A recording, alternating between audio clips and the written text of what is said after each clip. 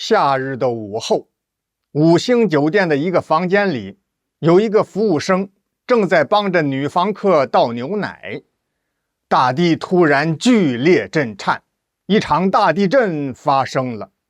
房屋晃動，衣架倒了，餐車也倒了，牛奶、咖啡、紅酒、水果和糕點灑了一地。年輕的女房客費麗麗早已經被嚇得驚叫連連，慌亂之中，雙手緊緊抓住了服務生夏文來的胳膊。夏文來是個善良的小伙子，在這生死危急時刻，他本能地摟緊了費麗麗，順勢衝向屋門口，打算一同走步行梯下樓。可是如此強烈的地震波，人哪還能控制得了自己的身體啊？兩個人同時又被甩回了屋內。緊接着天崩地裂一聲響，樓房坍塌了。等到費麗麗和夏文來兩個人先後再一次睜開眼睛的時候，誰也看不到誰了。並不是他倆都瞎了，是周圍沒有了一點亮光。過了好半天，這倆人才弄明白，原來是坍塌的廢墟把他們倆給埋起來了。服務生夏文來與女房客費麗麗被壓在一個狹小的空間裡，看來兩個人很快就得窒息而死。費麗麗哭了，我爸就我這麼一個女兒，如果失去我，她肯定得傷心死了。夏文來一低頭，發現腳下不遠處有一個拳頭大小的亮點兒，用腳探了探，弄明白了。快別哭了，咱們還有希望。這有一根管子通向地面，剛好是一個透氣孔。就這樣，借助這根管子，夏文來與費麗麗有了空氣，暫時安全了。兩個人相互安慰，互相鼓勵，在黑暗之中，竟然迅速感情升溫了，達到了靈與肉的結合。可是沒有食物，沒有水，他們最後還是陷入了昏迷。2天之後，夏文來和費麗麗獲救，被分別送往了不同的醫院搶救。費麗麗蘇醒過來的時候，從遠方趕來的父親費吉祥正在病床邊上焦急地守護着女兒呢。文來，夏文來。費麗麗醒來的第一句話就是打聽夏文來的情況。父親費吉祥聽女兒一說，夏文來是他剛剛認識的一個酒店服務生，而且他還要和服務生談戀愛，心裡就十分反對。但是出於為了安慰女兒的情緒，費吉祥並沒有表露出來。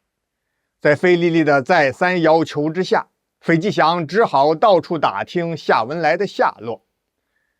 費吉祥是一位企業家，有頭腦有能力，很快得到了酒店服務生夏文來的消息。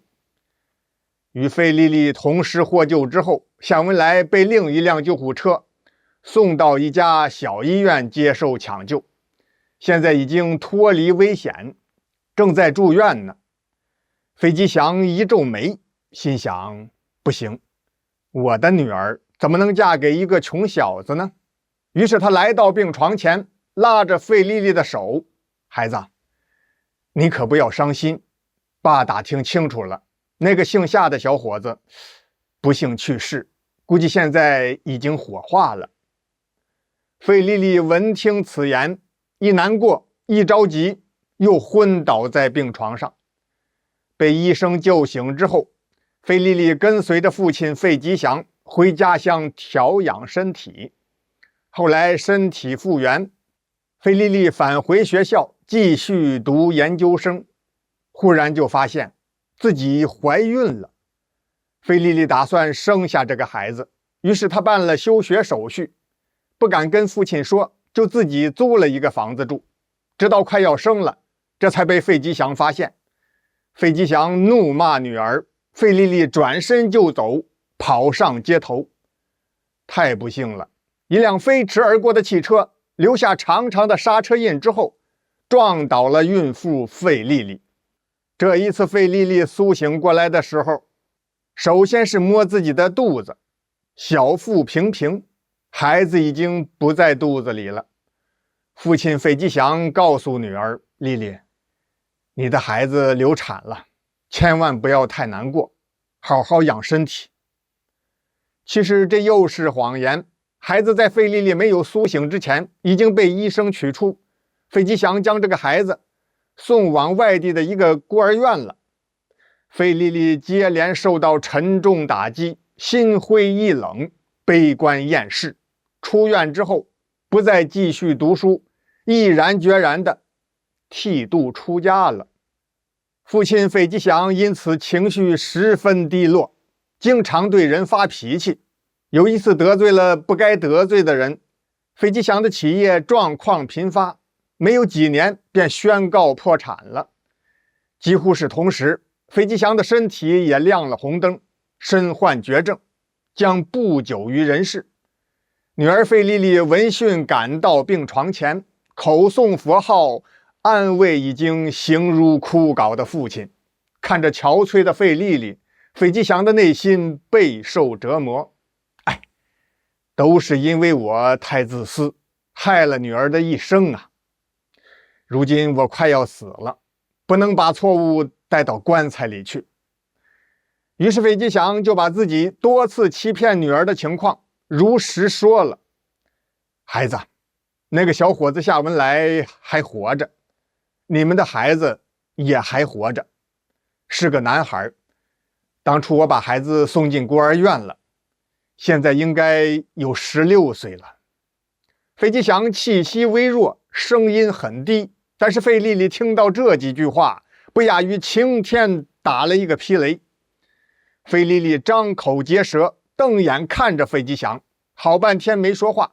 她緊握雙拳，要把這個可恨的爹活活打死。可是她控制住了自己，慢慢的自我勸慰。費麗麗不但沒有拳打腳踢，連一句埋怨的話都沒有說。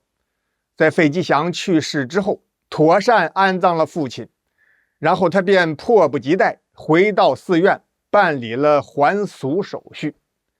費麗麗馬不停蹄，一路奔波，找到了那家孤兒院，卻被告知說是10年之前那個叫重生的男孩已經被人領養了。由於幾年前的一次火災，當初的檔案全被燒光了，也就是說，關於費麗麗兒子及其養父母的所有信息已經被大火燒毀。費麗麗沒有放棄，繼續設法尋找。可是幾年過去了，她既沒有找到兒子，也沒有找到愛人夏文來。心灰意冷的費麗麗在地震紀念日這一天，住進重建後那一家5星酒店裡的與夏文來相識並且同時遭遇地震的那個1404房間，爬上窗台，費麗麗要跳下去，結束這痛苦的人生。砰砰砰，有人敲門，費麗麗心頭一動，稍微猶豫了一下，最後還是縱身一躍，跳了下去。敲門的是一個事業成功的中年男人，來這裡也是為了回憶過去曾經的那場大地震，追憶他失去的愛人費麗麗。沒錯，這位就是當初的酒店服務生夏文來。等喊來服務員開門之後，發現屋裡的女房客不見了，窗戶開着，服務員轉身跑出房間大喊：有人跳樓了，有人跳樓了！夏文來馬上乘電梯到1樓，跑到大街上一看，並沒有人墜樓。再回到酒店總服務台一打聽，1404房間登記的客人名字叫費麗麗。夏文來很驚訝，莫非麗麗還活着？原來是當年他生還之後得到的消息是費麗麗已經遇難了。於是夏文來主動幫助酒店尋找1404房間失蹤的女客人，很快找到了。感情就在費麗麗跳下樓的一瞬間，沙發廠的一輛貨車拉着一車海綿路過，費麗麗差半秒鐘都不行，十分精準地掉進了海綿堆裡邊。狼狽不堪的費麗麗見到成熟穩重、魅力十足的中年男人夏文來，自然是十分吃驚。更意外的是，夏文來的身邊跟着個20來歲的小伙子，他覺得十分親切。這是你的兒子？哦，對，是我兒子。快喊阿姨。當問到孩子母親情況的時候，夏文來這才說出實情。原來他一直沒有結婚，當年父母催婚，要讓夏文來傳宗接代，夏文來被逼得沒辦法，到孤兒院領養了這個孩子。費麗麗再一追問孤兒院的名字，正是他父親費吉祥拋棄外孫的那一家。這孩子是不是叫重生？夏文來眼睛一亮，很是意外。是啊，你是怎麼知道的？在孤兒院他就叫重生，後來跟了我的姓，叫夏重生。經過醫學鑑定，結果證明了夏文來收養的這個養子重生就是他和費麗麗的親生之子，一家三口真是難得的團圓。